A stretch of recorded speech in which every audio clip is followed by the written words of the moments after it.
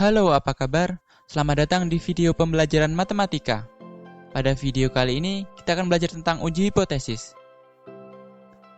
Hipotesis adalah pernyataan atau dugaan tentang karakter suatu populasi yang masih lemah kebenarannya dan perlu dibuktikan. Dalam penelitian, biasanya dikenal dua macam hipotesis. Yang pertama, hipotesis nol. Hipotesis nol adalah hipotesis yang diartikan sebagai tidak ada perbedaan antara data populasi dan data sampel. Hipotesis nol biasanya dirumuskan dengan harapan ditolak saat dilakukan uji hipotesis. Yang kedua adalah hipotesis alternatif. Hipotesis alternatif adalah lawan hipotesis nol. Diartikan sebagai ada perbedaan antara data populasi dan data sampel. Hipotesis alternatif biasanya dirumuskan dengan harapan akan diterima kebenarannya. Lalu, apa itu uji hipotesis?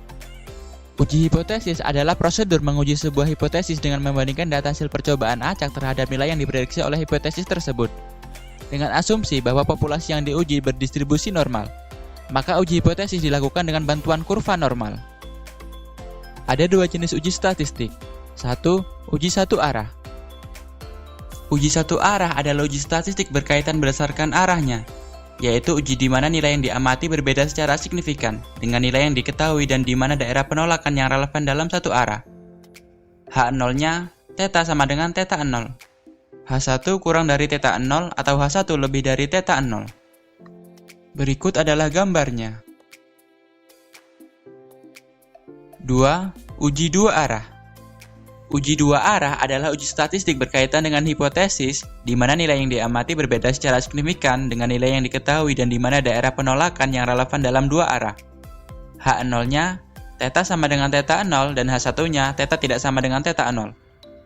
Kriteria pengujiannya diterima atau ditolak. Berikut adalah gambarnya. Dalam penarikan kesimpulan, terdapat dua jenis error yang mungkin terjadi, yakni error 1, yaitu penolakan H0 padahal H0 benar. Error 2, yaitu penerimaan H0 padahal H0 salah. Prosedur pengujian hipotesis. Langkah pertama adalah membangun hipotesis. Hipotesis 0 atau H0 dirumuskan sebagai pernyataan yang akan diuji. Rumusan hipotesis ini bertujuan agar ditolak. Dan hipotesis alternatif dirumuskan sebagai lawan dari hipotesis 0. Kedua, menentukan level signifikasi atau alfa dan daerah kritis. Level signifikasi adalah besar toleransi dalam menerima kesalahan hasil hipotesis terhadap nilai parameter populasinya. 3. Menentukan kriteria pengujian.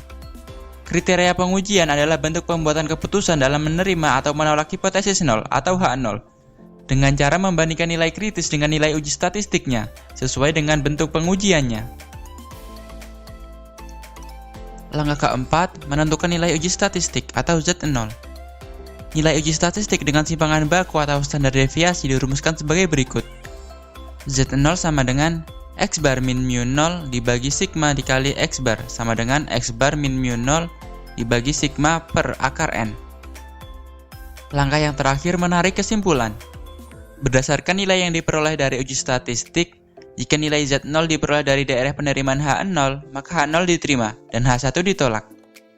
Jika nilai Z0 diperoleh dari daerah penolakan H0, maka H0 ditolak dan H1 diterima. Contoh uji hipotesis. Seorang guru berpendapat bahwa semua siswa kelas 12 yang bergabung dalam bimbingan belajar akan lulus ujian nasional dengan nilai di atas rata-rata. Dari data tahun lalu, diketahui nilai rata-rata ujian nasional siswa adalah 71. Dengan simpangan baku 6,25. Diambil sampel sebanyak 25 siswa yang bergabung dalam bimbingan belajar, dan diperoleh rata-rata nilai ujian nasionalnya adalah 72,5, dengan level signifikasi 5%. Lakukan pengujian apakah hipotesis guru tersebut dapat diterima atau ditolak.